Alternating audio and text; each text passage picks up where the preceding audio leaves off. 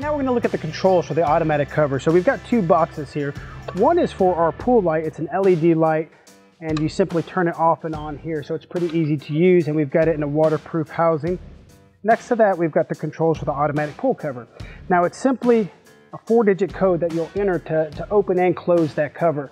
And if you don't want to use a keypad, we do have a key option. So you would insert a key to open and close the cover, but this one has the keypad on it, which most customers like. So we'll put that code in.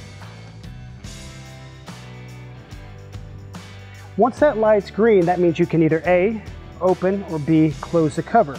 So we're gonna open the cover and we'll show you what that looks like.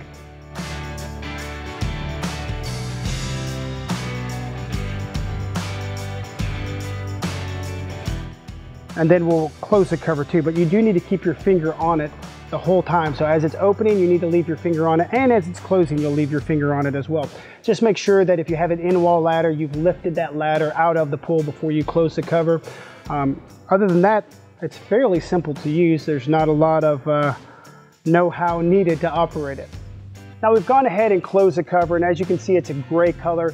We do have different colors available. You can pick from blue and tan and dark gray. There's all kinds of different colors. Visit poolwarehouse.com and you can select colors, and we actually have a little tool that lets you see how that looks on the pool before you buy it. If you have questions about building a pool kit like this, feel free to give us a call or visit poolwarehouse.com.